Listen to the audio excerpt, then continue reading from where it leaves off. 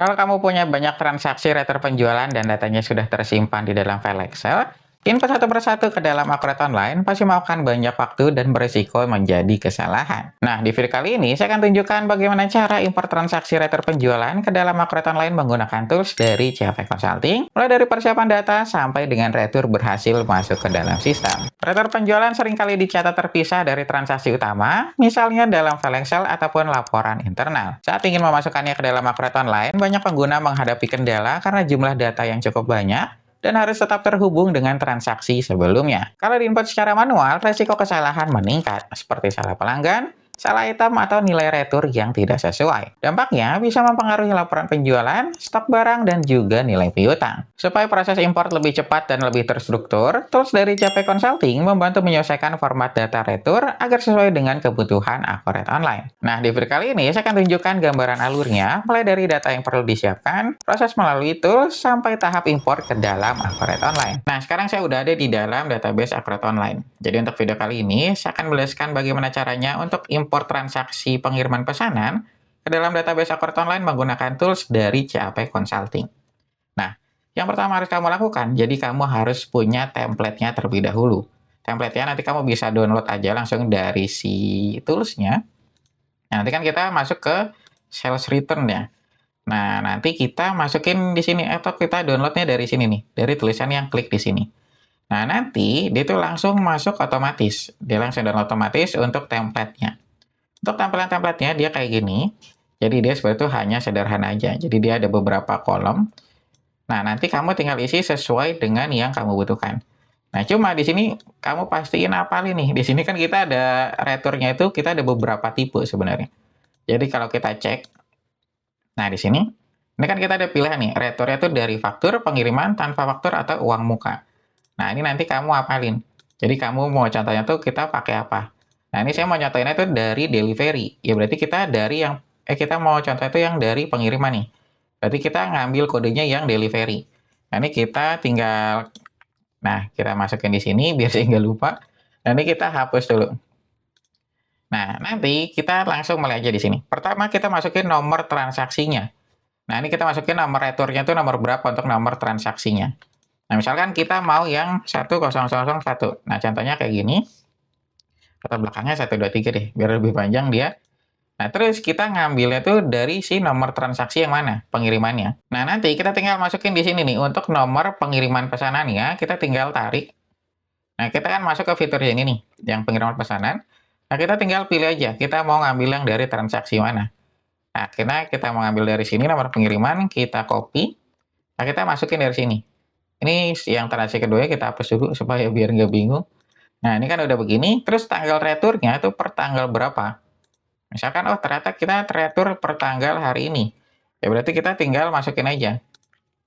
Hari ini kan 14 Februari, berarti 14/02/2026. Nah, kita tinggal masukin aja di sini. Nanti operatornya udah benar, kita pakai yang delivery. Kemudian kita masukin nomor pelanggannya. Nah, nomor pelanggannya, dia yang ini, kita kan dari Bapak BC ya tadi ya, yang ini nih. Kita tinggal copy aja nomor pelanggan itu berapa tadi di pelanggannya. Kita tinggal masukin. Nah, terus alamat fakturnya itu kemana? Misalkan kita ke Bekasi. Kita tinggal masukin aja di sini. Nah, PPN-nya kita nggak kena. Nah, diskonnya juga kita nggak ada. Terus kita masukin di keterangan. Keterangannya, misalkan kita masukin keterangan 1, kemudian cabangnya kita yang cabang Jakarta. Nah, untuk cabang ini kamu disesuaikan lagi. Jadi kalau misalkan kamu pakai fitur add-on multi-branch, kamu harus masukin nama cabangnya. Tapi kalau kamu nggak pakai fitur add-on tersebut, kamu kosongin aja, nggak jadi masalah.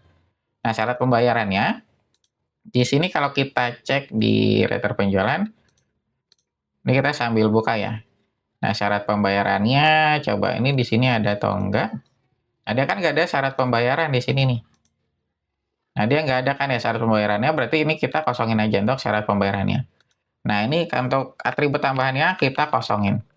Ini yang untuk custom karakter, ini untuk atribut tambahan atau kolom tambahan di dalam Accurate Online.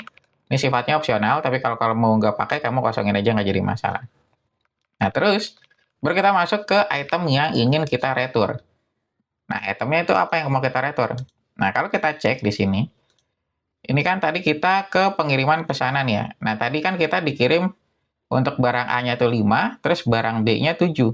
Nah, kita mau retur barang B-nya 2 contohnya. Ya berarti kita tinggal masukin si kodenya nih.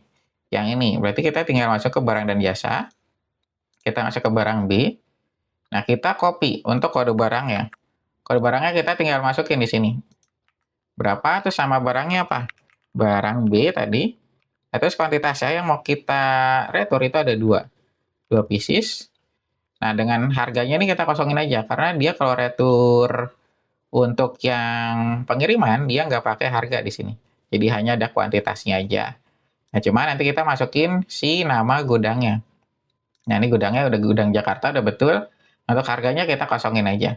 Jadi nanti kamu isi kolomnya sesuai dengan yang dibutuhkan aja di sini. Kalau pengiriman kan dia nggak, kalau retur dari pengiriman kan kita nggak perlu masukin harga sama diskon. Jadi kita nggak perlu, ini kita kosongin aja.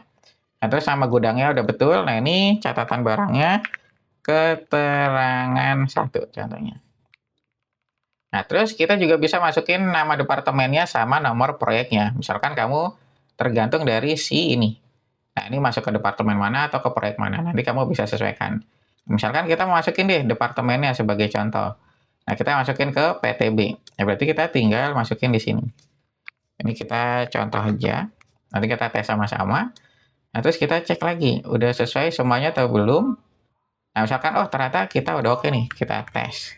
Nah, nanti kalau ada error kan kita sama-sama belajar juga ya. Nah, ini kita tes. Yang sales retur, ini yang import. Kita tinggal import aja di sini.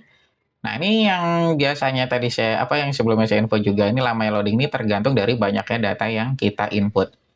Nah, kalau dia makin banyak, dia makin lama juga tuh untuk proses importnya. Cuma karena tadi saya cuma 1 doang, dia lebih cepat. Nah, ini dia udah langsung masuk di sini. Nah, dia langsung ngebacanya kayak gini nih. Jadi kita udah sesuai semuanya, Bapak ABC, terus tanggalnya udah sesuai, returnya dari pengiriman dengan nomor transaksi ini. Jadi kan udah sesuai nih, nomor transaksinya yang ini.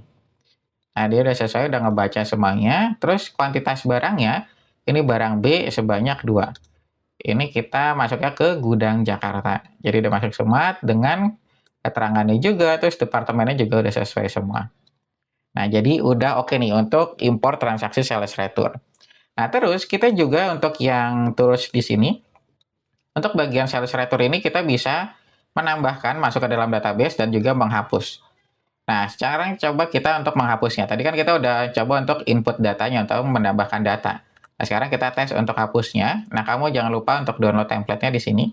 Nah, sekarang saya buka dulu untuk template-nya.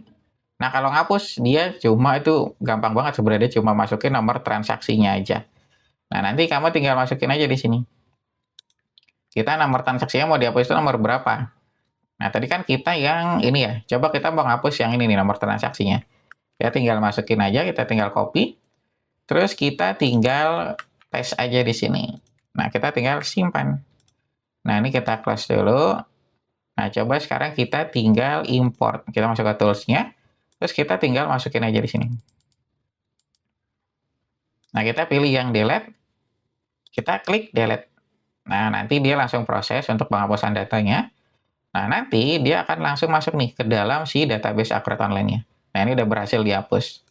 Baru kalau kita cek, yang tadinya ada untuk retur penjualannya, karena kan tadi masih ada nih, yang 1, 2, 3. Kalau kita refresh, dia udah menghilang. Karena udah dihapus dia untuk transaksinya.